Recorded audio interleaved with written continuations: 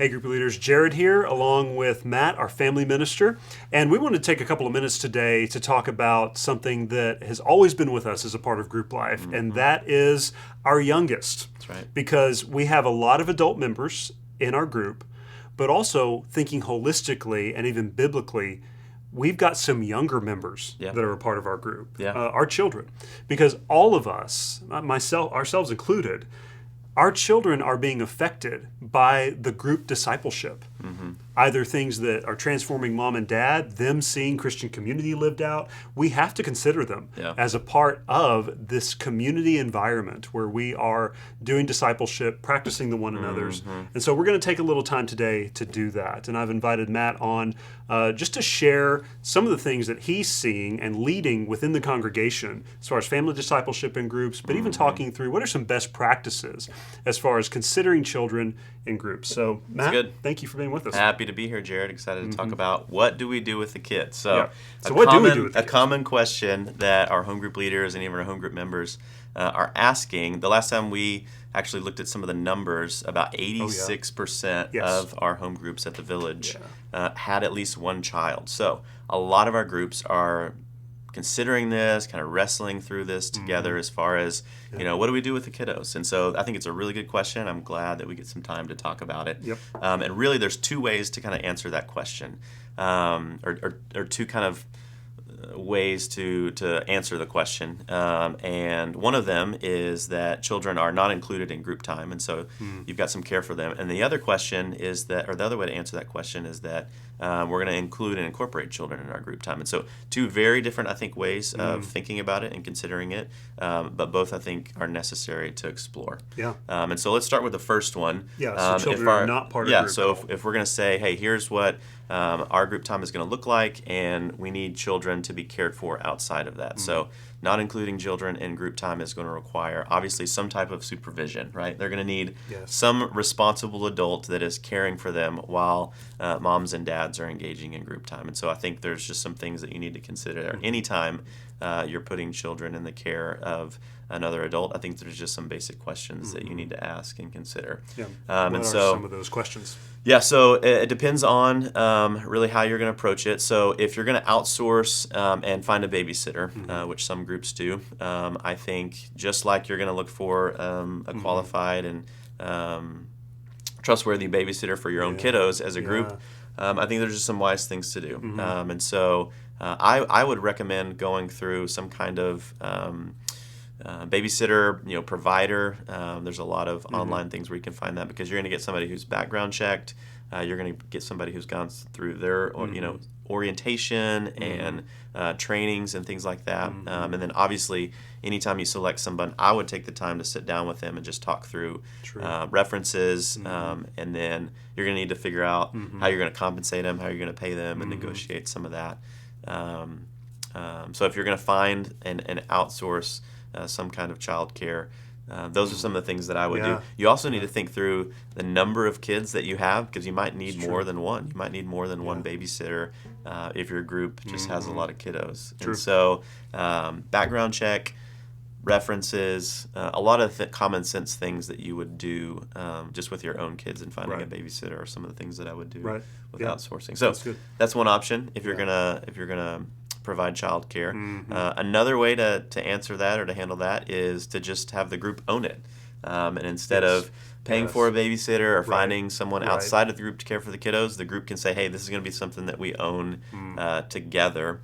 And I've seen groups do things like, just basically a sign-up sheet where at some point during the semester of the year, everybody in the group has to take care of that responsibility and supervise the kiddos while the group is meeting. So that's a good place. Let's kind of put a pin there. What are some good practices? Because I think that's largely what a lot of us are doing and have done. I know you guys have, we have, where everybody kind of takes turns. What are some good practices if members of the group are kind of rotating in and out, caring for or leading the time with kids as the adults are meeting? That's good.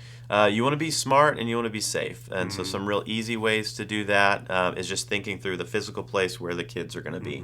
I would avoid bedrooms where doors can be closed and things like that. I recommend just some common living spaces. And so if you have a playroom upstairs or you have some other living space where there's multiple entrances and exits and doors and things like that, I would recommend finding that type of location.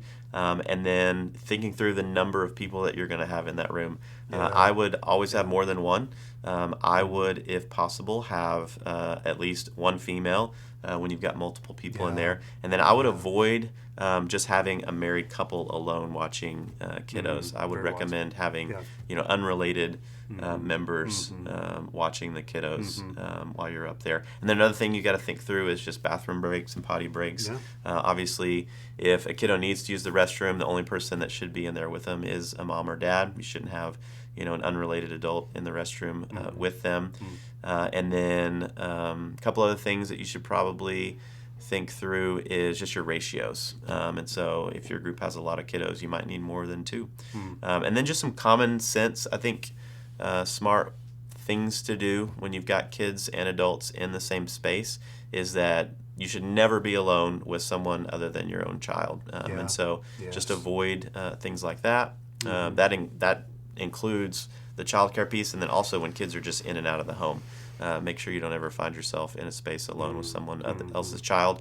And then another thing to think through is leave discipline and correction within the home and during that time up to mom and dad. Obviously, if the child is in danger or they're about to harm themselves or some others, you can redirect and correct that. But let discipline, leave that up to mom and dad. Yeah. So I think those are just some common sense kind of things really to think through. With the first option. But then there's another option that you consider. That I'm the community owning it. That I'm really, really excited about and get the opportunity to talk and you about. come in, and some of you know this because you've joined us in Group Connect, either to add to your group, maybe to launch your group as well, or just to refresh your group. Matt visits us every month at Group Connect and talks through some of the particulars of what it looks like to include people, smaller people, because children are people, That's right? Old people. They're not soon-to-be people or going to be someday people. They're people right now. That's right. And so as a ministry to people, you walk us through some really helpful things to consider in our home group as far as thinking about group discipleship that includes the whole family. Yes. Share some of those things here. And then we also have a video of this in action in a home group that we'll have in the notes with this video. So you can click on that. But share with us a little bit just to end our time.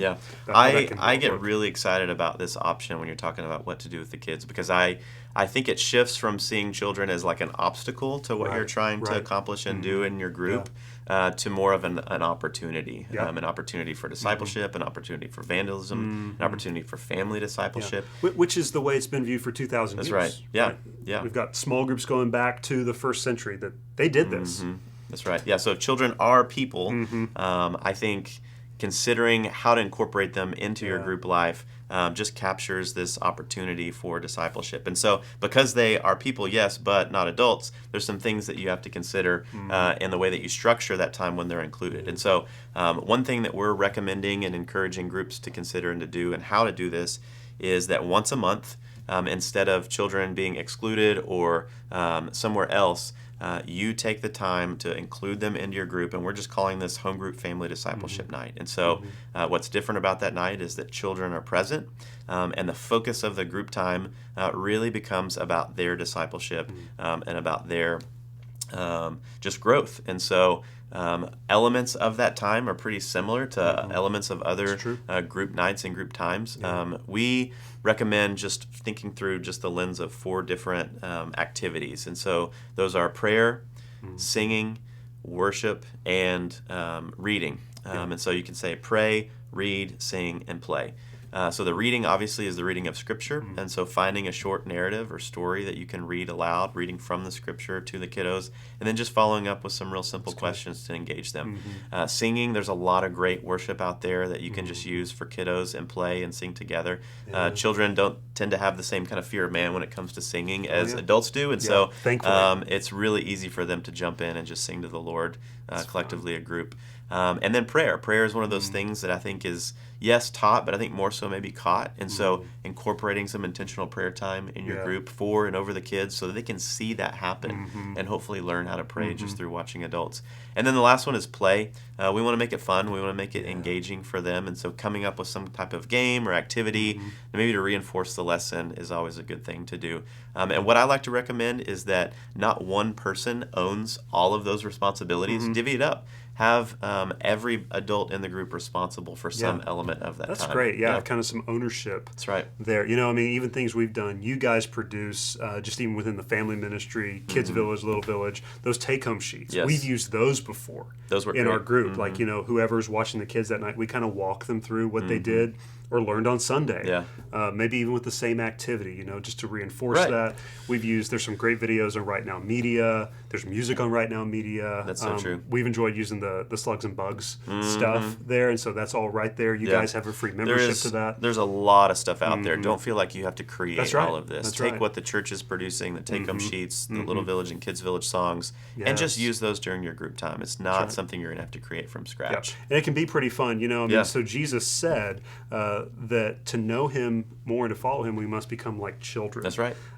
That's been really helpful and devotional to me good. as we've had kids in our home group. That this is actually a model for who we need to be. That's right. Before Jesus. As much as they need us, we need them, and we learn from them. A quote that I found just kind of searching around for other churches and places that incorporate children that I really love says this. It says, seeking to incorporate children requires that we reconsider and restructure our community life to no longer revolve around our own convenience, but to aim to bless everyone else. And so if group life is that place where you're supposed to consider one another, what a great way to do that by adding children to the commit. That's right. Because they present this opportunity to now take your kind of mind and your focus and your eyes off yourself because of the care that they just need. And so if we're going to practice the one another's, I think a great way to do that is to throw some kiddos in the mix. They got to be included. Yeah, that's right. That's good. That's good. Great discussion, Matt. Thank you for coming Absolutely. on. Group leaders, again, you can find some of those resources linked here at the bottom of the video, and we will see you soon. Thank you.